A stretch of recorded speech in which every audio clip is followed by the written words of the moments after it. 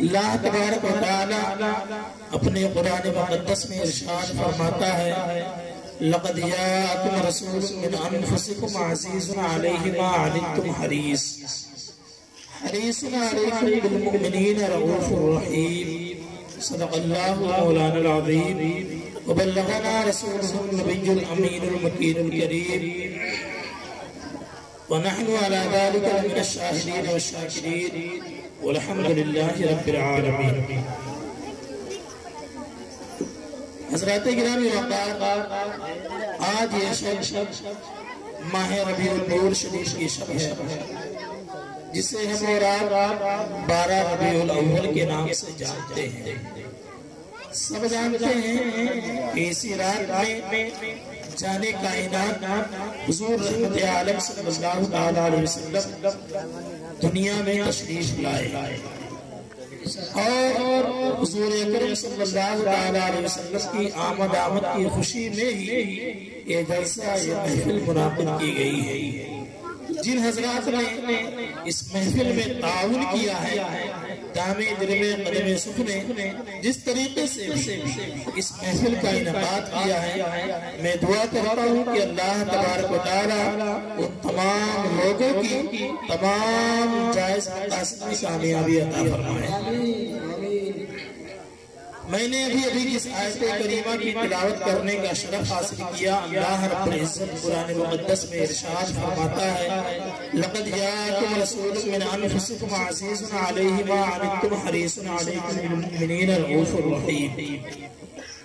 بے شک تمہارے پاس تشریف لائے تم میں سے وہ رسول جن پر تمہارا مشقت میں پڑنا گرا ہے اور بھلائی کے نہایت چاہنے والے مسلمانوں پر کمال مہربان. عاشق رسول پیارے رضا اچھے رضا سچے رضا ہم سب کے رضا امام احمد رضا خان فاضل بریلوی علیہ رحمت والرضوان ارشاد فرماتے ہیں جس سہانی گھڑی چمکا طیبہ کا چاند اس دل افروز ساعت پہ لاکھوں سلام. اور ہم غریبوں کے آقا پہ بے حد درود، ہم فقیروں کے سربت پہ لاکھوں سلام. اور نثار تیری چہل پہل پر ہزاروں عیدیں ربیع الاول، نثار تیری چہل پہل پر ہزاروں عیدیں ربیع الاول، سوائے ابلیس کے جہاں میں سبھی تو خوشیاں منا رہے ہیں. پیارے آقا صلی اللہ علیہ وسلم کے پیارے دیوانوں، سال کے 12 مہینوں میں ایک سچے مسلمان کے نزدیک ماہ ربیع الاول کی 12ویں تاریخ وہ ایمان افروز اور روح پرور تاریخ ہے جو اسلامی خوشیوں کے ہزاروں گلشن اپنے دامن میں لیے ہوئے ہیں. در حقیقت یہ تاریخ ایک مومن کے لیے وہ عید سعید ہے کہ عید الفطر ہو یا عید الاضحیٰ، شب قدر ہو یا شب برات، ہر اسلامی خوشی کا دن اور ہر ایمانی خوشی کی رات اسی 12ویں شریف کا صدقہ و طفیل ہے. واللہ یہ مقدس تاریخ اگر اپنے دامن میں میلاد مصطفیٰ صلی اللہ علیہ وسلم کی مسرت و شادمانی لیے ہوئے عالم وجود میں نہ آتی تو نہ کعبہ قبل اہل ایمان ہوتا اور نہ ہی نزول قرآن ہوتا اور نہ دین مسلمان ہوتا اور نہ ہی کوئی مسلمان ہوتا. سرکار اعلیٰ حضرت رضی اللہ تعالی عنہ ارشاد فرماتے ہیں ہوتے کہاں خلیلو بنا کعبو بنا لولاک والے صاحبی سب تیرے گھر کی ہے. پیارے آقا صلی اللہ تعالی علیہ وسلم کے پیارے دیوانوں، اللہ کے پیارے نبی صلی اللہ تعالی علیہ وسلم ابھی اپنی ماں کے شکل اطہر میں تھے کہ آپ کے والد ماجد حضرت عبداللہ رضی اللہ تعالی عنہ ملک کی تجارت کی غرض سے ملک شام تشریف لے گئے. واپسی پر مدینہ طیبہ میں اترے اور وہیں پر بیمار پڑ گئے اور 25 سال کی عمر میں حضرت عبداللہ رضی اللہ تعالی عنہ انتقال فرما گئے. اور مشہور قول کے مطابق حضرت عبداللہ رضی اللہ تعالی عنہ مدینہ طیبہ میں دار نابغہ میں دفن ہوئے ہوئے اور ایک قول کے مطابق حضرت عبداللہ رضی اللہ تعالی عنہ مقام ابوا میں مدفون ہوئے۔ پیارے آقا علیہ السلام کے پیارے دیوانوں، جب حضور اکرم صلی اللہ تعالی علیہ وسلم ابھی اپنی ماں کے شکم اطہر میں تھے، ابھی اپنی ماں کے پیٹ میں تھے، اس وقت جب اللہ کے نبی صلی اللہ تعالی علیہ وسلم کے والد ماجد حضرت عبداللہ رضی اللہ تعالی عنہ کا انتقال ہو گیا، اس دنیا سے، اس دار فانی سے دار بقا کی طرف کوچ کر گئے، تو فرشتوں نے عرض کیا یا اللہ تبارک و تعالی تیرا پیارا حبیب صلی اللہ تعالی علیہ وسلم تو یتیم ہو گیا ہے، تو اللہ تبارک و تعالی نے ارشاد فرمایا انا لہو حافظ و نصیر، یعنی میں خود اپنے پیارے حبیب صلی اللہ تعالی علیہ وسلم کا حافظ و ناصر ہوں۔ اور اللہ تبارک و تعالی نے اپنے تمام فرشتوں کو یہ ارشاد فرمایا کہ اے میرے فرشتوں، تم میرے پیارے حبیب صلی اللہ تعالی علیہ وسلم پر درود پاک پڑھو اور آپ صلی اللہ تعالی علیہ وسلم کے نام پاک سے برکت حاصل کرو۔ مسلمانوں، یہاں پر آپ نقطہ سماعت کیجئے کہ وہ نقطہ کیا ہے کہ اللہ تبارک و تعالی اپنے پیارے فرشتوں کو یہ حکم عطا فرما رہا ہے کہ اے میرے فرشتوں، تم اللہ کے نبی صلی اللہ تعالی علیہ وسلم پر درود پاک پڑھو اور آپ صلی اللہ تعالی علیہ وسلم کے نام پاک سے برکت حاصل کرو۔ میں یہاں پر رک کر کچھ عرض کرنا چاہوں گا۔ اللہ تبارک و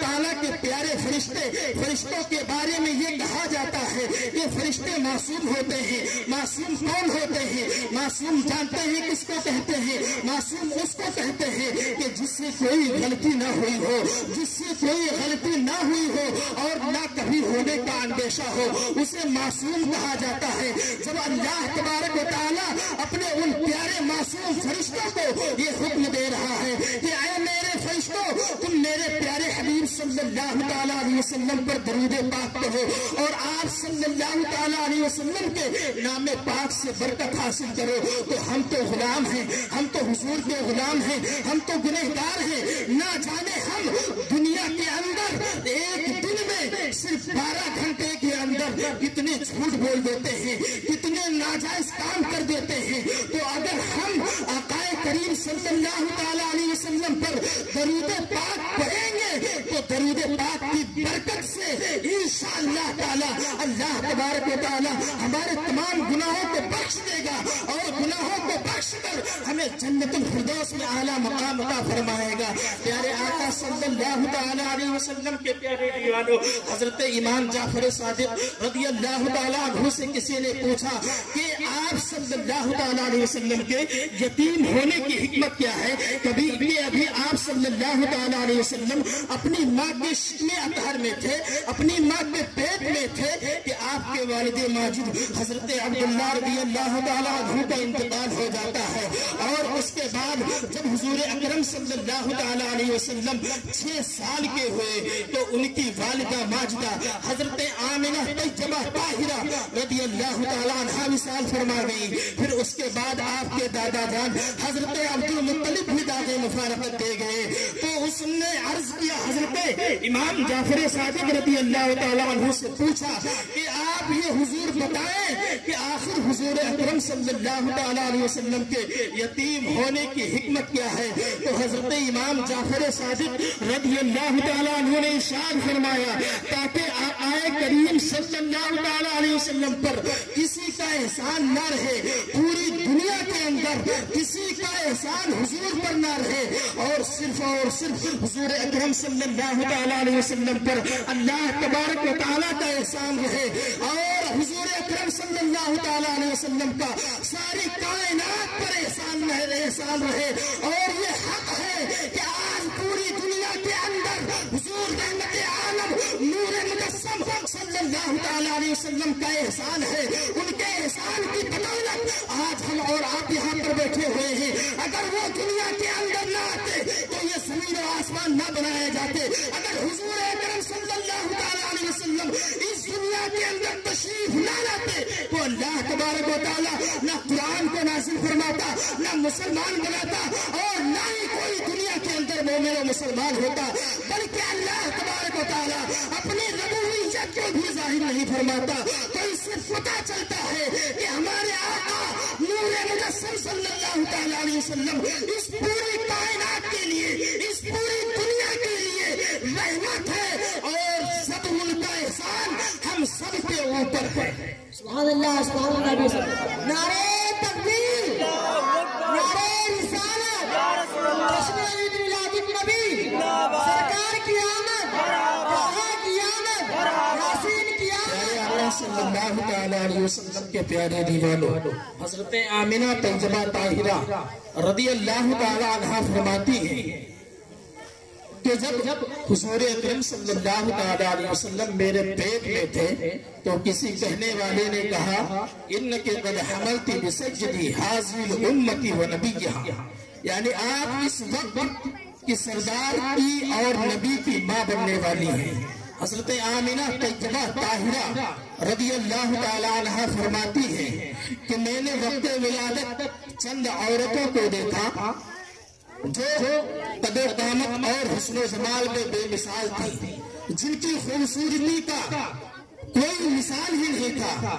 آج دنیا کے اندر لڑکیاں تھوڑی سی خوبصورت ہو جاتی ہیں تو اس پہ اترانے لگتی ہیں، لیکن آئیے میں آپ کو بتاؤں کہ حضور رحمت عالم صلی اللہ تعالیٰ علیہ وسلم کی والدہ ماجدہ فرماتی ہیں کہ چند عورتوں نے جب حضور اکرم صلی اللہ تعالیٰ علیہ وسلم کی ولادت ہونے والی تھی، یعنی جب حضور اکرم صلی اللہ تعالیٰ علیہ وسلم صبح صادق کے وقت پیدا ہونے والے تھے، اس وقت چند عورتوں نے انہیں چاروں طرف سے گھیر لیا جو قد و قامت اور حسن و جمال میں بے مثال تھی، اور حضرت آمنہ طیبہ طاہرہ حیران و پریشان تھی کہ آخر یہ عورتیں کون ہیں، اور ان عورتوں کو میرے حال پر کس نے مطلع فرمایا ہے جو یہ میرے پاس آئی ہیں۔ تو ان میں سے ایک نے کہا کہ میں فرعون کی بیوی آسیہ ہوں، دوسری نے کہا میں حضرت عیسیٰ علیہ السلام کی ماں مریم ہوں، تیسری نے کہا کہ میں حضرت اسماعیل علیہ السلام کی ماں حاجرہ ہو،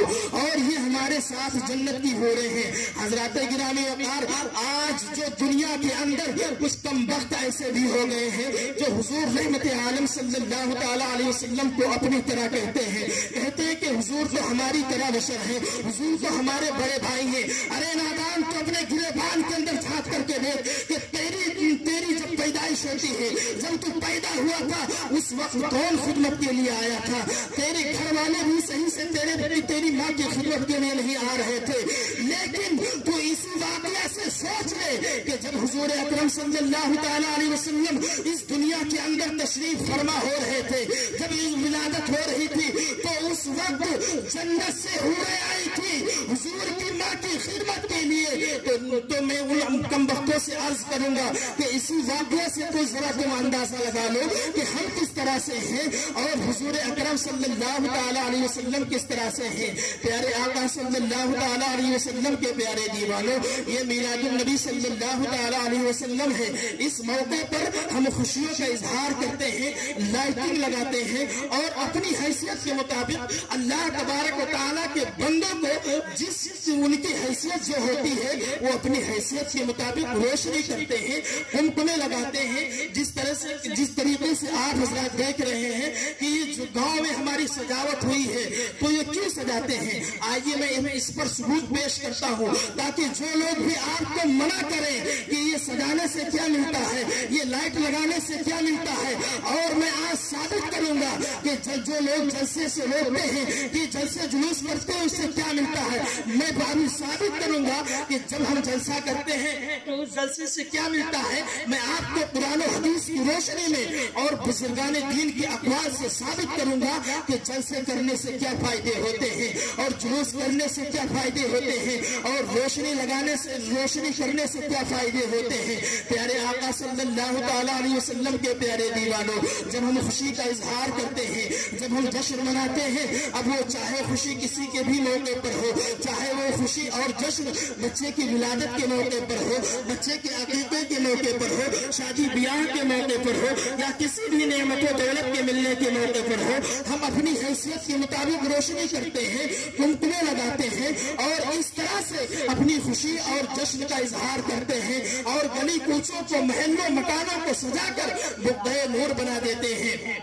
حضرات گرامی وقار، لیکن وہ اللہ تبارک و تعالیٰ جس کی شان و شوکت بہت ہی بلند و بالا ہے، وہ اللہ تبارک و تعالیٰ جس کی شان و عظمت بہت ہی بلند و بالا ہے، اس نے آسمان کے تاروں کو، آسمان کے ستاروں کو منقلب بنا کر زمین کے قریب کر دیا۔ حضرت عثمان بن ابی العاص کی والدہ فاطمہ بنت عبداللہ ثقفیہ رضی اللہ تعالیٰ عنہا کہتی ہے کہ جب حضور اکرم صلی اللہ تعالیٰ علیہ وسلم کی ولادت باسعادت ہوئی تو اس وقت میں حضور اکرم صلی اللہ تعالیٰ علیہ وسلم کی والدہ ماجدہ کے پاس موجود تھی۔ میں نے دیکھا کہ خانہ کعبہ نور سے منور ہو گیا ہے اور ستارے، آسمان کے ستارے زمین کے اتنے قریب آ گئے ہیں، اتنے قریب آ گئے ہیں کہ مجھے یہ کہنا پڑا کہ کہیں یہ تارے مجھ پر گر نہ پڑے۔ اللہ تبارک و تعالیٰ کی جانب سے میلاد النبی صلی اللہ تعالیٰ علیہ وسلم کے موقع پر، حضور اکرم صلی اللہ تعالیٰ علیہ وسلم کی ولادت باسعادت کے موقع پر، حضور کی دنیا میں تشریف آوری کے موقع پر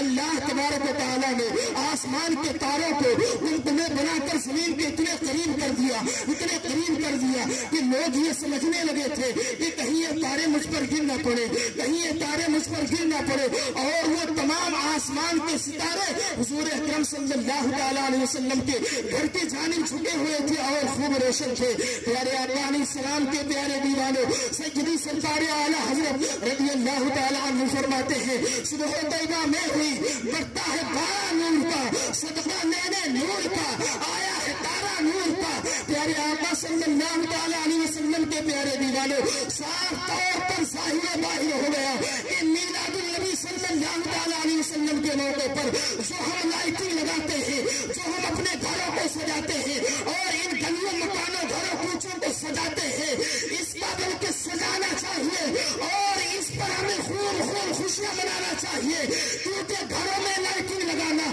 گلیوں مکانوں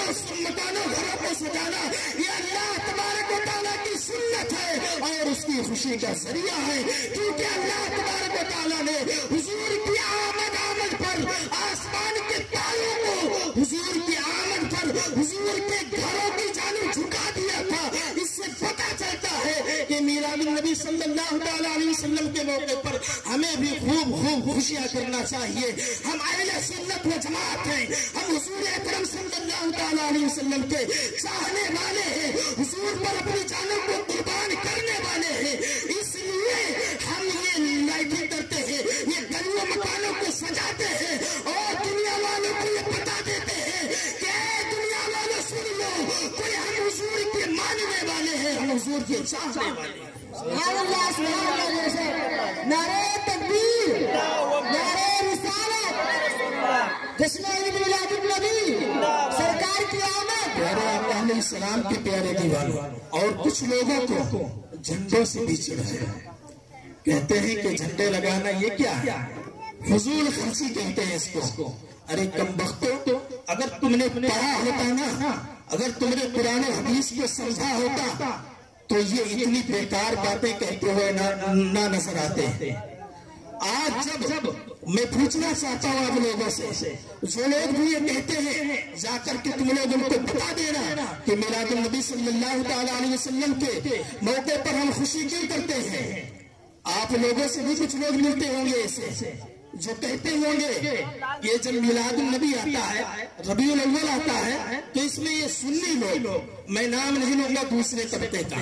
دوسرے فریق کا میں نام نہیں لوں گا کیونکہ نام لینے سے انہیں چڑھ ہے۔ میں اشارتاً کہنا چاہ رہا ہوں، آپ لوگ سمجھ لیجئے،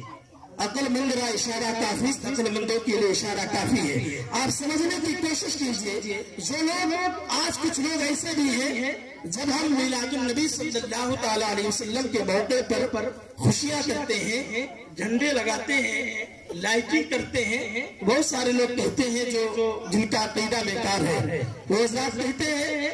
کہ یہ کیوں سجاتے ہیں، یہ فضول خرچی ہے۔ میں آپ سے پوچھنا چاہتا ہوں کہ جب آپ کے گھر میں بچہ پیدا ہوتا ہے تو آپ کیا کرتے ہیں؟ یہی کرتے ہیں نا کہ جتنی اللہ تبارک و تعالیٰ نے آپ کو حیثیت دی ہے، وسعت دی ہے، جتنی آپ کے پاس مال و دولت ہے، اسی مال و دولت کے حساب سے آپ خوشیاں کرتے ہیں کہ نہیں کرتے ہیں؟ بتائیے، کرتے بولیے، تھوڑا بولیے، اگر تقریر سننا ہے تو بولیے، اللہ میں یہی بند کر دوں گا۔ بتائیے کرتے ہیں کہ نہیں کرتے ہیں؟ جس انسان کے پاس بھی جتنی استطاعت ہوتی ہے اس کی، وہ اپنی استطاعت کے مطابق اپنے بچے کی پیدائش پر خوشیاں کرتا ہے، اور خوشیوں میں کیا کرتے ہیں؟ لائٹنگ لگاتے ہیں اور سجاتے ہیں گھروں کو، سب کچھ کرتے ہیں۔ میں آپ سے پوچھنا چاہتا ہوں اور ان حضرات سے پوچھنا چاہتا ہوں جو یہ کہتے ہیں کہ میلاد النبی صلی اللہ تعالی علیہ وسلم کے موقع پر گلیوں کو نہیں سجانا چاہیے، فضول خرچی ہے۔ میں ان حضرات سے پوچھنا چاہتا ہوں کہ ان حضرات کے یہاں بھی جب بچہ پیدا ہوتا ہے تو وہ بھی خوشی مناتے ہیں، اپنی حیثیت کے مطابق خوشی مناتے ہیں۔ اب جواب اس کا کہ جب ہمارے گھروں میں بچہ پیدا ہوتا ہے اس کی خوشی ہم خوب دھوم دھام سے مناتے ہیں، تو آپ یہ بتائیے کہ آپ کے گھر کے بچوں سے حضور اکرم صلی اللہ علیہ وسلم کم مرتبے والے ہیں؟ جب آپ اپنے گھر کے بچوں کی پیدائش پر خوشی منا سکتے ہیں تو ہم جانے کائنات حضور اکرم صلی اللہ تعالی علیہ وسلم کی اس دنیا میں تشریف آوری اور پیدا ہونے کی خوشی کیوں نہیں منا سکتے ہیں؟ اس سے صاف طور پر ظاہر ہوتا ہے کہ جو یہ حضرات کہتے ہیں کہ میلاد النبی پر خوشی نہیں منانا چاہیے، جھنڈے نہیں لگانا چاہیے اور لائٹنگ نہیں کرنا چاہیے، اس سے صاف طور پر ظاہر ہوتا ہے کہ وہ حضور اکرم صلی اللہ علیہ وسلم کے گستاخ ہے اور حضور اکرم صلی اللہ علیہ وسلم کو کم مرتبے والا سمجھ رہے ہیں۔ بلکہ ایسا نہیں ہے، اللہ تبارک و تعالیٰ نے حضور کے صدقے میں پوری دنیا کو پیدا کیا ہے، اور اگر حضور دنیا کے اندر نہ آتے تو نہ ہم ہوتے نہ آپ ہوتے، بلکہ پوری کائنات اس دنیا میں وجود ہی نہیں ہوتا۔ پیارے آقا علیہ السلام کے پیارے دیوانوں، اب کچھ لوگ جھنڈے پہ بھی اعتراض کرتے ہیں۔ حدیث پاک سے ثابت ہو گیا کہ میلاد النبی صلی اللہ تعالی علیہ وسلم کی خوشی و مسرت کا اظہار علی الاعلان ہونا چاہیے، جیسا کہ اللہ تبارک و تعالیٰ کی جانب سے مشرق و مغرب اور کعبۃ اللہ کی چھت پر جھنڈا نصب کیا گیا۔ خود خدائے تعالیٰ کے حکم سے حضرت جبرائیل علیہ السلام آقا کریم صلی اللہ علیہ وسلم کی ولادت باسعادت کی خوشی میں خوشی و مسرت کے لیے کعبۃ اللہ کی کعبۃ اللہ کی چھت پر جھنڈا نصب کیا۔ پیارے آقا علیہ السلام کے پیارے دیوانوں، اللہ تبارک و تعالیٰ نے کعبہ معظمہ کو اپنا گھر فرمایا ہے۔ وہ کعبہ معظمہ جس کو بیت اللہ ہونے کا شرف حاصل ہے، وہ کعبہ معظمہ جس کو خانہ خدا ہونے کا شرف حاصل ہے، اس پر خود خدائے تعالیٰ کے حکم سے اللہ تبارک و تعالیٰ نے اپنے حکم سے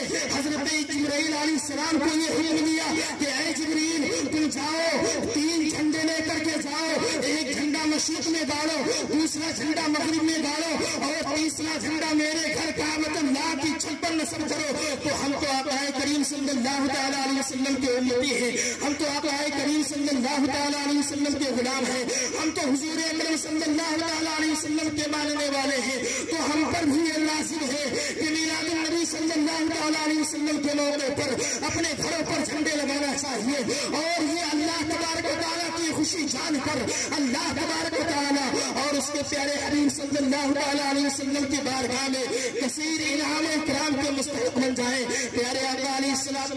کے پیارے دیوانوں، اللہ تبارک و تعالیٰ قرآن مقدس میں ارشاد فرماتا ہے قد جاءکم من اللہ نور و کتاب مبین، بے شک تمہارے پاس ایک نور آیا اور روشن کتاب۔ پیارے آقا علیہ السلام کے پیارے دیوانوں، ذکر میلاد شریف کرنے سے، ذکر میلاد شریف کہنے سے رحمت و برکت کا نزول ہوتا ہے، اور جس جگہ اور جس مکان میں میلاد شریف دیا جاتا ہے، جس جگہ جس مکان میں میلاد شریف کا انعقاد کیا جاتا ہے، وہ جگہ اور مکان انوار و برکات کے گہوارہ بن جاتے ہیں، اور میلاد النبی صلی اللہ تعالی علیہ وسلم کی خوشی کا اظہار کرنے سے دنیا و آخرت کی غم و مصیبت سے آزادی ملتی ہے، اور جنت نعیم کا حقدار بھی بنا دیا جاتا ہے۔ ہے جس مسلمان کے گھر عید میلاد ہو اس مسلمان کی قسمت کے لاکھوں سلام. وہ لوگ خدا شاہد قسمت کے سکندر ہیں جو سرور عالم کا میلاد مناتے ہیں. پیارے آقا علیہ السلام کے پیارے دیوانوں، آئیے میں بزرگوں کے اقوال کی روشنی میں یہ ثابت کرنے کی کوشش کرتا ہوں کہ میلاد النبی صلی اللہ تعالیٰ علیہ وسلم کیوں مناتے ہیں، اور اس میلاد النبی یہ جو جلسہ کرتے ہیں یہ جلسے جلوس کرنے سے فائدے کیا ملتے ہیں. پیارے آقا علیہ السلام حضرت امام ابن جوزی علیہ الرحمت و رضوان تحریر فرماتے ہیں کہ ہمیشہ کعبہ معظمہ مدینہ منورہ، مصر، شام، یمن، الغرض، مشرق سے لے کر مغرب تک پوری دنیا کے تمام باشندے میلاد النبی صلی اللہ علیہ وسلم کے محفلیں قائم کرتے آئے ہیں. اور جب ربیع الاول شریف کا چاند نظر آتا ہے تو ان کی خوشی کی کوئی انتہا نہیں رہتی. اور آگے فرماتے ہیں کہ ذکر میلاد شریف پڑھنے اور سننے کا خصوصی اہتمام کرتے ہیں اور بے پناہ اجر و کامیابی حاصل کرتے ہیں. پیارے آقا صلی اللہ علیہ وسلم کے پیارے دیوانوں، اور وہی حضرت امام ابن جوزی دوسری جگہ ارشاد فرماتے ہیں، دوسری جگہ تحریر فرماتے ہیں کہ میلاد شریف کی برکتوں سے یہ ہے کہ جس سال میلاد منایا جاتا ہے وہ پورا سال امن و امان سے گزر جاتا ہے. یہیں سے ثبوت لے لو آپ کہ حضرت امام ابن جوزی بہت بڑے امام ہیں، بہت بڑے امام ہیں. وہ فرماتے ہیں کہ جس سال میلاد شریف منایا جاتا ہے، جس سال جس بستی میں میلاد شریف کا انعقاد کیا جاتا ہے وہ پورا سال امن و امان سے گزر جاتا ہے، وہ پورا سال چین و سکون سے گزر جاتا ہے. اور مرادیں پوری ہونے کی یعنی تمنائیں پوری ہونے کی خوشخبری ہے. پیارے آقا علیہ السلام کے پیارے دیوانوں، جلیل القدر محدث حضرت مولانا علی قاری رحمۃ اللہ تعالی علیہ تحریر فرماتے ہیں کہ ہمیشہ سے اہل اسلام ماہ میلاد کی راتوں میں یعنی آج جو رات ہے اس رات کو ماہ میلاد کی رات کہتے ہیں. ماہ میلاد کی راتوں میں طرح طرح کے صدقات و خیرات کرتے ہیں. اس کی راتوں میں کھانا پکا کر غربا مساکین میں تقسیم کرتے ہیں اور نیکیوں میں کثرت اور نیکیاں کثرت سے کرتے ہیں، جس کے سبب بے شمار برکتیں اللہ تبارک و تعالیٰ کے عظیم فضل کی شکل میں ظاہر ہوتی ہیں. اور آگے فرماتے ہیں کہ بے شک اس پورے سال امن و امان سے گزر جاتا ہے جس سال میلاد منایا جاتا ہے اور مرادیں پوری ہونے کی بہت جلد بشارت ہے. پیارے آقا صلی اللہ علیہ وسلم کے پیارے دیوانوں، جب حضور اکرم صلی اللہ علیہ وسلم کی ولادت باسعادت ہوئی تو آپ کے بھتیجے ابو لہب کو اس کی لونڈی سویبہ نے آ کر بتایا کہ آپ کے بھائی عبداللہ کے گھر ایک بہت ہی حسین و جمیل فرزند پیدا ہوا ہے. اس پر ابو لہب اتنا خوش ہوا کہ خوشی خوشی میں اپنی لونڈی سویبہ کو آزاد کر دیا. آزاد کرنے کے بعد کیا ہوتا ہے آگے ملاحظہ فرمائیے. حضرات گرامی وقار، سب مسلمان جانتے ہیں کہ ابو لہب نے حضور اکرم صلی اللہ تعالیٰ علیہ وسلم کی نبوت کو تسلیم نہیں کیا تھا، اور بلکہ اس لائن نے تو اپنی ساری زندگی حضور اکرم صلی اللہ تعالیٰ علیہ وسلم کی دشمنی میں صرف کر دی تھی. اور بلکہ ایسا سخت کافر جس کے مذمت میں قرآن مجید میں پوری ایک سورہ تبت یدا ابی لہب نازل ہوئی، باوجود اس کے حضور رحمت عالم صلی اللہ تعالیٰ علیہ وسلم کی ولادت کی خوشی کرنے سے جو اس کو فائدہ پہنچا وہ ملاحظہ فرمائیے. آئیے میں آپ کو بتاتا ہوں، حضرت امام بخاری علیہ الرحمہ ایک حدیث پاک نقل کرتے ہیں اور فرماتے ہیں کہ جب ابو لہب مرا تو اس کے گھر والوں نے اس کو خواب میں دیکھا اور اس سے حالت دریافت کی کہ اے ابو لہب تیرا کیا حال ہے. تو ابو لہب کہتا ہے کہ آپ لوگوں سے جدا ہو کر مجھے کوئی بھلائی نہیں پہنچی سوائے اس کے کہ پیر کے دن مجھے تھوڑا سا اس شہادت کی انگلی سے پانی مل جاتا ہے جس سے میرے عذاب میں تکلیف ہو جاتی ہے. حضرات گرامی وقار، اور ابو لہب کہتا ہے کہ وہ پانی اس وجہ سے ملتا ہے کیونکہ جب دنیا کے اندر میرے بھتیجے محمد رسول اللہ صلی اللہ تعالیٰ علیہ وسلم پیدا ہوئے تھے تو اس وقت خاموش ہوگا تو اس وقت میری لیڈی سویبہ نے آ کر مجھ سے یہ بتایا کہ اے میرے مالک، آپ کے بھائی کے گھر ایک بہت ہی حسین و جمیل فرزند پیدا ہوا ہے. اس کی خوشی میں اس خبر کی خوشی میں میں نے اپنی لیڈی سویبہ کو آزاد کر دیا تھا، جس کی وجہ سے آج مجھے گھر کے اندر پیر کے دن اس شہادت کی انگلی کے ذریعے پانی ملتا ہے جس سے میرے عذاب میں تخفیف ہو جاتی ہے، یعنی میرے عذاب میں کمی ہو جاتی ہے. پیارے آقا علیہ वस्सलाम के प्यारे दीवानों, जरा गौर फरमाइए कि अबू लहब काफिर था और हम मोमिन हैं, अबू लहब दुश्मन था और हम गुलाम हैं। अबू लहब ने अपने भतीजे की पैदा होने की खुशी मनाई थी, ना कि रसूलुल्लाह की, और हम लोग तो आका करीम सल्लल्लाहु अलैहि वसल्लम के पैदा होने की खुशी मनाते हैं। जब काफिर और दुश्मन अबू लहब को हुजूर अकरम सल्लल्लाहु अलैहि वसल्लम की विलादत की खुशी करने से इतना बड़ा फायदा पहुंच रहा है, तो हम गुलामों को किस कदर फायदा पहुंचेगा। शेख सादी फरमाते हैं, दोस्त सारा खुदा गुली महबूब तू के बाद दुश्मना नजरदारी, यानी कि जब अल्लाह तबारक व तआला अपने दुश्मनों पर भी नजर काम फरमाता है, तो हम गुलामों को, तो अपने दोस्तों को अपनी बारगाह से कम महबूब करेगा। इससे साबित होता है कि मीलादुन नबी सल्लल्लाहु अलैहि वसल्लम मनाना,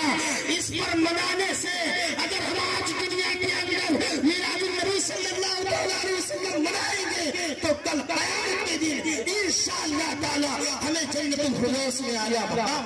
बेशक। सुभान अल्लाह, सुभान अल्लाह। प्यारे आका सल्लल्लाहु अलैहि वसल्लम के प्यारे दीवानों, हज़रत इमाम अबुल खैर शमसुद्दीन जज़री रहमतुल्लाह अलैह तहरीर फरमाते हैं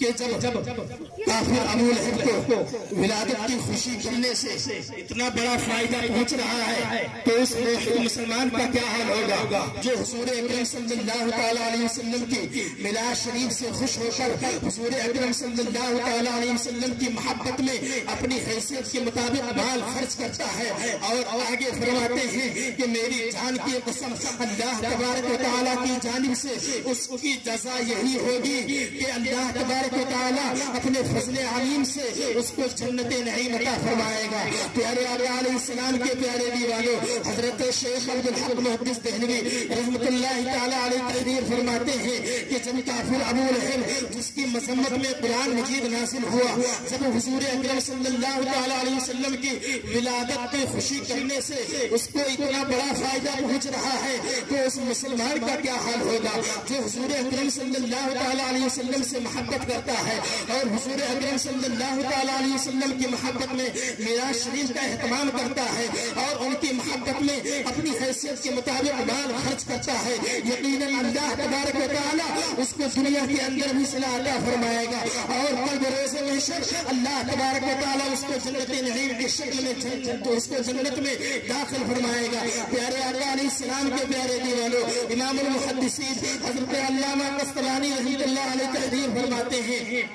कि हमेशा से अहले इस्लाम हुजूर अकरम सल्लल्लाहु अलैहि वसल्लम की मिलादत के महीना में महफिले मिलाद शरीफ का एहतमाम करते हैं। उसकी रातों में खाना पकाकर गुरबा में तकसीम करते हैं और मिलाद शरीफ के चर्चे किए जाते हैं, खुशियों का इजहार किया जाता है, नेकियों में कसरत किया जाता है और हर मुसलमान मिलाद शरीफ के बरकत से फैज़याब होता है। और आगे फरमाते हैं कि मिलाद शरीफ की मुजर्रम चीजों में से ये है कि जिस साल मिलाद मनाया जाता है वो पूरा साल अमन व अमान से गुजर जाता है और नेक मकासद और दिली ख्वाहिशात की फौरी तकमील के लिए बशारत है। प्यारे आका अलैहिस्सलाम के प्यारे दीवानों, इन तमाम बुजुर्गों के वाक़यात से, इन तमाम बुजुर्गों की अक़वाल की रोशनी में ये साबित होता है कि मिलादुन नबी सल्लल्लाहु अलैहि वसल्लम मनाना जायज़ है, बल्कि अल्लाह तबारक व तआला की सुन्नत है, क्योंकि अल्लाह तबारक व तआला ने भी मिलादुन नबी सल्लल्लाहु मिलाद मनाया है। प्यारे आका अलैहिस्सलातु वस्सलाम के प्यारे दीवानों, आइए मैं आपको बहुत जल्द मैं अपनी गुफ्तगू को बहुत जल्द समेटने की कोशिश करूंगा। मैं आपकी बस तवज्जो चाहता हूँ, बस थोड़ी देर में मैं अपनी गुफ्तगू को खत्म करना चाहूंगा क्योंकि वक्त बहुत हो रहा है, वक्त किल्लत दामनगीर है। प्यारे आका अलैहिस्सलाम के प्यारे दीवानों, मिलादुन नबी सल्लल्लाहु अलैहि वसल्लम पर खर्च करने से क्या होता है? मिलादुन नबी सल्लल्लाहु अलैहि वसल्लम पर जब हम रुपया पैसा खर्च करते हैं तो उससे क्या होता है? शाह अब्दुल रहीम का वाक़या नकल फरमाते हैं कि मैं हर साल मिलाद मनाता था और मिलादुन नबी सल्लल्लाहु अलैहि वसल्लम के मौके पर मैं मिलाद मनाता था तो खाना पकाकर गुरबा मसाकिन में तकसीम करता था, महफिलों में शीरीनी तकसीम करता था। लेकिन एक साल ऐसा आता है कि हज़रत शाह अब्दुल रहीम के पास कुछ पैसे नहीं بچے تھے، صرف اور صرف 2 پیسے تھے. آپ نے انہی 2 پیسوں کے برکات حاصل کرنے کے لیے بھنے ہوئے چنے منگواتے ہیں، اور منگوانے کے بعد میں میلاد شریف کی برکات حاصل کرنے کے لیے آپ میلاد شریف کا اہتمام کرتے ہیں، اور وہ بھنے ہوئے چنے جب مجلس ختم ہوتی ہے تو اس کو تقسیم کر دیتے ہیں لوگوں میں. پھر اس کے بعد میں جب آپ رات میں سوتے ہیں، سونے کے بعد میں کیا دیکھتے ہیں کہ حضور اکرم صلی اللہ تعالیٰ علیہ وسلم خواب میں تشریف فرما ہے، اور حضور اکرم صلی اللہ تعالیٰ علیہ وسلم کے سامنے وہی بھنے ہوئے چنے رکھے ہوئے ہیں، اور حضور اکرم صلی اللہ تعالیٰ علیہ وسلم ارشاد فرماتے ہیں نعم ما فعلت یا عبد الرحیم، اے عبد الرحیم تو نے بہت ہی اچھا کام کیا ہے، تو نے بہت ہی اچھا کام کیا ہے. پیارے آقا علیہ السلام کے پیارے دیوانوں، اس سے ثابت ہوتا ہے کہ اگر ہم میلاد النبی صلی اللہ تعالیٰ علیہ وسلم پر روپیہ پیسہ خرچ کریں گے تو ہمارے پیسوں میں کمی نہیں آئے گی، بلکہ شرط یہ ہے کہ سچے دل سے ہونا چاہیے، نیک نیت ہونی چاہیے. کیونکہ اگر نیت بیکار ہے، اگر نیت میں کھوٹ ہے تو آپ رات بھر جلسے جلوس کر لیں، آپ کو کچھ نہیں ملنے والا ہے. کیونکہ سچے دل سے حضور کی محبت میں اگر آپ 1 روپیہ بھی میلاد میں خرچ کریں گے تو انشاءاللہ تعالیٰ اس کا صلہ آج دنیا کے اندر بھی پائیں گے اور کل بروز محشر بھی پائیں گے. پیارے آقا علیہ السلام کے پیارے دیوانوں، لیکن حال کیا ہے؟ آج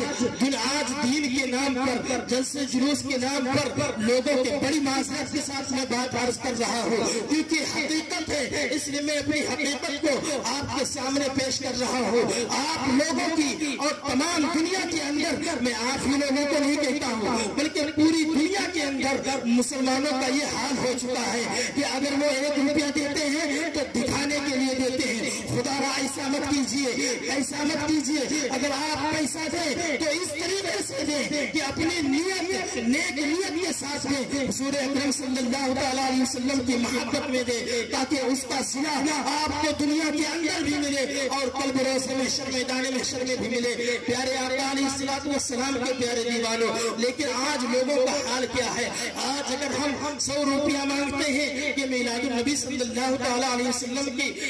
آج رات میں ہمیں محفل میلاد کرنا ہے تو لوگوں کے جیب سے پیسے نہیں نکلتے ہیں. لیکن اسی کے مخالف اگر کوئی آج ہی کے دن، ورنہ میں یہ کہہ رہا ہوں بڑی معذرت کے ساتھ یہ بات عرض کر رہا ہوں کہ اگر آج ہی کے دن کوئی دوسری جگہ پر ناچ رکھے یا ٹی وی وغیرہ چلا دے تو یہ سارے مسلمان اس کی طرف پوری طرح سے توجہ فرماتے ہیں. لیکن مسلمانوں ہمیں ایسا نہیں کرنا چاہیے، بلکہ میں سمجھاتا ہوں ہمارے گاؤں میں ہر سال میلاد ہوتا ہے اور سال میں 2-3 مرتبہ تقریریں ہوتی ہیں. ہر تقریر میں یہ باتیں کہی جاتی ہیں، لیکن آپ لوگ ان پر توجہ کرنے کی کوشش کریں، ان پر عمل کرنے کی کوشش کریں. مقصد ہمارا یہ نہیں ہے کہ ہم یہاں پر آئے اور گھنٹہ 2 گھنٹہ چلا دیں. ہمیں جب ہم تقریر کرتے ہیں تو یہ ہمارے دل سے پوچھئے کہ کتنی تکلیف ہوتی ہے، کتنی محنت و مشقت کرنی پڑتی ہے، تب جا کر گھنٹہ 1.5 گھنٹہ آپ لوگوں کی اصلاح کرتے ہیں. لیکن آپ لوگ اس کو مذاق میں ٹال دیتے ہیں کہ یہ سوچتے ہیں کہ بس ہمیں تقریر سے مزہ آنا چاہیے. دوستو مزہ نہیں، بلکہ جو مولانا تک کوئی بات بتا رہا ہو تو یہ سوچیے کہ ہمیں ان مولانا کی بات پر عمل کرنا ہے، تب اس سے فائدہ ہوگا. پیارے آقا علیہ السلام پیارے دیوانوں، آج اگر دنیا کے اندر جب ہم جلسے جلوس کے نام پر پیسے نہیں نکلتے ہیں، لیکن اگر دوسرے خرافات چیزیں کی جائیں تو اس میں لوگ کئی ہزار روپیے دینے کے لیے تیار ہو جاتے ہیں. بلکہ میں نے ایسے لوگوں کو دیکھا بھی ہے اپنی آنکھوں سے کہ وہ کئی ہزار روپیہ دیتے ہوئے بھی نظر آتے ہیں. مسلمانوں ایسا نہیں کرنا چاہیے. اگر آپ کے پاس روپیہ پیسہ ہے تو اس کو نیک کاموں میں خرچ کیجیے، جلسے جلوس کیجیے، اور یعنی جتنی بھی نیک کام ہے، نیک کام سے آپ سمجھ سکتے ہیں کہ کیا کیا نیک کام ہے، ان تمام نیک کاموں میں اپنے پیسوں کو لگائیں تاکہ دنیا کے اندر بھی اچھا صلہ ملے اور کل بروز محشر بھی اچھا صلہ ملے. پیارے آقا علیہ السلام کے پیارے دیوانوں، شاعر مشرق ڈاکٹر اقبال نے کہا زبان سے کہہ بھی دیا لا الہ تو کیا حاصل، دلی نگاہ مسلمان نہیں تو کچھ بھی نہیں. یعنی اگر مسلمان کے اندر جو دل ہے وہ مسلمان نہیں ہے تو وہ مسلمان نہیں کہ وہ مسلمان کہلانے کے لائق نہیں ہے. زبان سے کہہ دینے سے مسلمان نہیں ہو جاتا ہے، گوشت کھا لینے کا نام مسلمان نہیں ہے. اور یہ کیا کہتے ہیں، اونچی اونچی ٹوپی اور جبے کپڑے پہن لینے کا نام मुसलमान नहीं है, बल्कि मुसलमान नाम है हुजूर अकरम सल्लल्लाहु अलैहि वसल्लम के लाए हुए मजहब पर अमल करना, उसका नाम मुसलमान है। प्यारे आका अलैहिस्सलातु वस्सलाम के प्यारे दीवानों, आज हुए जमीन पर जितने भी असास मुसलमान मौजूद हैं, हुए जमीन पर जितने भी दानिश्वर मौजूद हैं, वो उम्मत मुस्लिमा की ज़बू हाली पर मातम करके दिखाई देते हैं और बिगड़ते हुए मुआशरे को देखने के बाद उनका इस्तेमाल दिन ब दिन बढ़ता चला जाता है कि वो कौन सी बुराइयां हैं जो इस वक्त हमारे मुआशरे में नापनप रही हो, वो कौन सा गुनाह है जिसके अंदर आज मुसलमान मुलविस नजर आते हो। आज दिन ब दिन ज़िना और बदकारी बढ़ती चली जा रही है। आज का मुसलमान गुनाहों के अंदर गुनाहों के दलदल में डूबता चला जा रहा है। प्यारे आका सल्लल्लाहु अलैहि वसल्लम के प्यारे दीवानों, आज का मुसलमान ये कहता है कि हमारे सवाल का सबब क्या है। आज का मुसलमान ये कहता हुआ नजर आ रहा है कि हमारी बेगुनारी की वजह क्या है। आज का मुसलमान ये कह रहा है कि हमारी पस्ती की वजह क्या है। हो सकता है कोई दुनियावी तालीम रखने वाला कोई शख्स ये कहे कि इल्म न होना ये मुसलमानों की तबाही का सबब है, जहालत की वादियों में भटकना ये मुसलमानों की परेशानी का सबब है। इसी तरीके से कोई बिजनेसमैन ये कहे कि मुआशी एतबार से तंगदस्ती और बदहाली ये मुसलमानों की तबाही का सबब है, तो मैं अर्ज करूंगा किसी हद तक तो उनकी बात समझी जा सकती है। लेकिन आइए हम किसी के पास नहीं जाएंगे, आइए हम कुरान से पूछते हैं, अरे कुरान तू बता ये मुसीबतें हमारा इस्तेमाल क्यों कर रही हैं, ये परेशानियां हमें दावत देती हुई क्यों नजर आती है। आज दुनिया के जिस खिस्से में भी हम चले जाएं, ये परेशानियां दावत देती हुई क्यों नजर आती है। और आज हमें ऐसा महसूस होता है कि जमीन और दुनिया इतनी वसी होने के बावजूद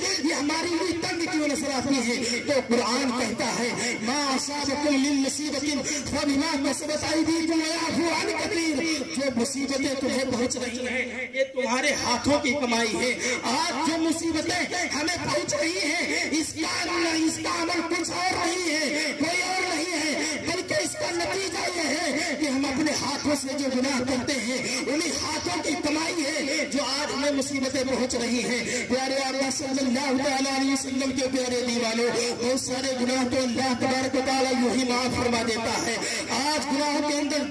गुनाहों के दलदल में डूबने वाला मुसलमान अपने करीम के इरशादात को फरामोश कर चुका, आकाए करीम सल्लल्लाहु अलैहि वसल्लम के इरशादात को फरामोश कर चुका। अपनी नबाबी ज़बान से दावा तो करता है कि मैं मोहम्मद अरबी सल्लल्लाहु अलैहि वसल्लम का शहीदाई हो, मैं मोहम्मद रसूलुल्लाह सल्लल्लाहु अलैहि वसल्लम को सच्चे दिल से मानने वाला हूँ। लेकिन अगर उसकी जिंदगी के अंदर झांक करके देखा जाए तो दूर दूर तक भी गुलामी रसूल का रिश्ता नजर नहीं आता है। आज आप देखें, अगर कुरान मुक़द्दस और हदीस रसूल सल्लल्लाहु अलैहि वसल्लम की रोशनी में गुनाहों के हवाले से गौर करें तो बहुत सारे गुनाहों का तज़किरा कुरान और हदीस के अंदर मिलता नजर आएगा कि इन गुनाहों की बुनियाद पर यह अज़ाब है, इन गुनाहों की बुनियाद पर यह सजा है, इन गुनाहों की बुनियाद पर इंसान इस तबाही का शिकार होगा। लेकिन आइए मैं आज आपको बताऊं कि वो कौन सा सबसे बड़ा गुनाह है जिस गुनाह के बाद दूसरे गुनाह के दरवाजे खुलते हैं। इंसान का कदम तब बहकता है, इंसान के दिल में जज्बात तब अंगड़ाइयां लेते हैं, इंसान के हाथ और पैर बदकिरदारी की तरफ तब आवादा होते हैं। वो कौन सा गुनाह है जिस गुनाह के बाद इंसान इन तमाम बुराइयों की तरफ बढ़ता चला जाता है। तो मौला अली कर्रमल्लाहु तआला वजहुल करीम ने इरशाद फरमाया कि निगाह वो दरवाजा है, निगाह वो गुनाह है जिस गुनाह के बाद, जिससे गुजरने के बाद बाकी सारे दरवाजे खुला करते हैं। इसलिए कि सबसे पहले इंसान की निगाह बहकती है, पहले इंसान किसी चीज को देखता है, फिर इंसान को उस चीज की पाने की ख्वाहिश होती है, फिर इंसान उस चीज को पाने के लिए हजार कोशिश करने के लिए तैयार हो जाता है। उसे अगर कदम बढ़ाना पड़े तो कदम बढ़ाता है, अगर हाथ उठाना पड़े तो हाथ उठाता है। पहले मौला अली कर्रमल्लाहु तआला वजहुल करीम ने इरशाद फरमाया कि निगाह वो दरवाजा है जिससे गुजरने के बाद बाकी सारे दरवाजे खुला करते हैं। इसलिए कि इंसान की सबसे पहले निगाह बहकती है, फिर उसके बाद कदम बहकता है, पैर बहकते हैं, हाथ बहकते हैं, उसके बाद उसका पूरा वजूद बहकता चला जाता है। आका करीम सल्लल्लाहु अलैहि वसल्लम ने इरशाद फरमाया कि निगाह شیطان کے زہر آلود تیروں میں سے ایک تیر ہے. اسی لیے تو اللہ تبارک و تعالیٰ نے اپنے حضور رحمت عالم صلی اللہ تعالیٰ علیہ وسلم سے فرمایا کہ اے میرے نبی صلی اللہ تعالیٰ علیہ وسلم آپ فرما دیجئے للمؤمنین مومنوں سے یغضوا من ابصارہم اپنی نگاہوں کو نیچے رکھیں، اپنی نگاہوں کو نیچے رکھیں. اللہ تبارک و تعالیٰ اپنے محبوب کے ذریعے یہ مومنوں کو حکم دے رہا ہے کہ اپنی نگاہوں کو نیچے رکھیں. اور آپ جانتے ہیں یہ آیت اللہ تبارک و تعالیٰ کی جانب سے اتنی عظیم آیت ہے، اتنی عظیم آیت ہے کہ آپ صحابہ کی زندگی کا جائزہ لیں، تابعین کی زندگی کا جائزہ لیں، آقا کریم صلی اللہ تعالیٰ علیہ وسلم کی زندگی کا جائزہ لیں تو آپ کو پتہ چلے گا کہ صحابہ کرام کا چلنا رسول اعظم صلی اللہ تعالیٰ علیہ وسلم کے نقش قدم کے مطابق تھا. اسی وجہ سے ان کی نگاہیں ہمیشہ جھکی جھکی رہا کرتی تھی. اسی لیے تو سیدی سرکار اعلیٰ حضرت رضی اللہ تعالیٰ عنہ جب حضور کی نگاہوں کا تذکرہ کرتے ہیں تو کہتے ہیں نیچی آنکھوں کی شرم و حیا پر درود، اونچی بینی کی رفعت بلا کر پیارے آقا صلی اللہ تعالیٰ علیہ وسلم کے پیارے دیوانوں، آج آپ دیکھیں آج دنیا کے انسانوں کو عورتیں دعوت نصارہ دے رہی ہیں، عورتیں دعوت نصارہ دے رہی ہیں، دنیا کے انسانوں کو بدکرداریاں دعوت نصارہ دے رہی ہیں. آج کا نوجوان رات کی تنہائی کے اندر اپنے موبائل کی یوٹیوب پر جا کر گندی پکچریں دیکھ رہا ہے. آج کا نوجوان رات کی تنہائی کے اندر اپنے یوٹیوب پر جا کر گندی تصویریں دیکھ کر اپنی زندگی کو تباہ و برباد کر رہا ہے، اپنی دنیا میں آخرت کو تباہ و برباد کر رہا ہے. اور آپ جانتے ہیں آقا کریم صلی اللہ علیہ وسلم نے اس بندے پر لعنت فرمائی ہے جو ایسی غلط چیزوں کو دیکھا کرتا ہے اور اسی کے ساتھ ہی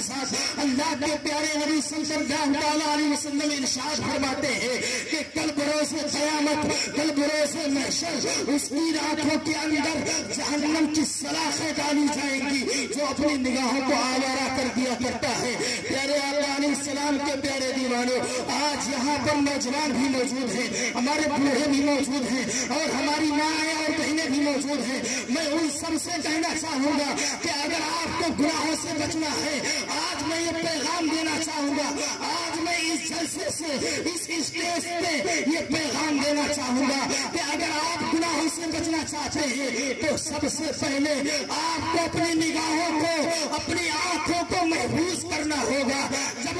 آپ کی نگاہیں محفوظ ہو جائیں گی تو آپ تمام گناہوں سے بچ جائیں گے. کیونکہ جب آپ کسی چیز کو دیکھیں گے ہی نہیں، غلط چیزوں کی طرف جب آپ نظر ہی نہیں فرمائیں گے تو آپ گناہ کرنے کی سوچیں گے ہی نہیں. اس لیے نوجوانوں اور میری ماں اور بہنوں، آپ کے اس جلسے سے یہ پیغام لے کر جاؤ. آج تم جاؤ تو یہ پیغام لے کر جاؤ اور دنیا کو بتا دو کہ ہم مسلمان ہیں، ہم حضور کے چاہنے والے ہیں، ہم حضور کے امتی ہیں، ہم حضور کے غلام ہیں، ہم حضور سے سچی محبت رکھنے والے ہیں. اس لیے ہم دنیا کے اندر کسی گناہ کے اوپر کسی گناہ کی طرف نظر بھی نہیں فرمائیں گے. نعرے تکبیر، نعرے رسالت، جشن عید میلاد النبی، علامہ شریف القادری صاحب کی بلا. پیارے آقا علیہ السلام کے پیارے دیوانوں، آپ دیکھیں سلطان الہند غریب نواز رضی اللہ تعالیٰ عنہ، بس تھوڑی دیر اور برداشت کیجیے، میں اپنے تقریر کو ختم کر رہا ہوں. آج آپ دیکھیں سلطان الہند غریب نواز رضی اللہ تعالیٰ عنہ کی زندگی کا جائزہ لیں. سلطان الہند غریب نواز رضی اللہ تعالیٰ عنہ کی سیرت طیبہ کا مطالعہ کریں تو آپ کو پتہ چلے گا کہ اللہ اکبر. جب سلطان الہند غریب نواز رضی اللہ تعالیٰ عنہ انا ساغر کے قریب تشریف فرما تھے، اس وقت سچویشن یہ ہوئی، اس وقت حالت یہ ہوئی کہ پرتھوی راج نے سوچا کہ اس بابا کے پاس دنیا کے لوگ مائل ہو رہے ہیں اور ان کے ہاتھوں پر اسلام بھی قبول کرتے جا رہے ہیں، ان کے دیوانے بھی بنتے جا رہے ہیں، ان کے ارد گرد گھومتے بھی چلے جا رہے ہیں. ہمیں کسی نہ کسی طریقے سے حضور خواجہ غریب نواز رضی اللہ تعالیٰ عنہ کو یہاں سے اٹھانے کی کوشش کرنی چاہیے. لیکن اس پرتھوی راج نے یہ دیکھا کہ اللہ تبارک و تعالیٰ نے سلطان الہند غریب نواز کو بہت بلند و بالا مرتبہ عطا فرمایا ہے. ہزارہ طاقتوں قوتوں کے باوجود، ہزارہ طاقتوں کے باوجود سلطان الہند غریب نواز رضی اللہ تعالیٰ عنہ کے ماننے والوں کی تعداد کم نہیں ہوتی ہے، بلکہ ان کی تعداد میں اضافہ ہوتا چلا جاتا ہے. اس پرتھوی راج نے سوچا کہ اس پرتھوی راج نے یہ ارادہ کیا کہ اس وقت کے تمام جادوگروں کو بلایا، اور بلانے کے بعد میں جادوگروں سے کہا کہ آپ معین الدین پر جادو کیجئے، اور جادو کرنے کے بعد میں معین الدین کو شکست دو، اور شکست دینے کے بعد میں معین الدین کو یہاں اجمیر سے نکلنے پر مجبور کر دو. لیکن سلطان الہند غریب نواز رضی اللہ تعالیٰ عنہ نے اپنے قریب آیت الکرسی کا حصار کر لیا تھا، جس کی وجہ سے سلطان الہند غریب نواز رضی اللہ تعالیٰ عنہ پر جادو کا اثر نہیں ہو رہا تھا. یہ تمام جادوگر اپنے اپنے طریقے سے جادو کرتے ہیں، لیکن سلطان الہند غریب نواز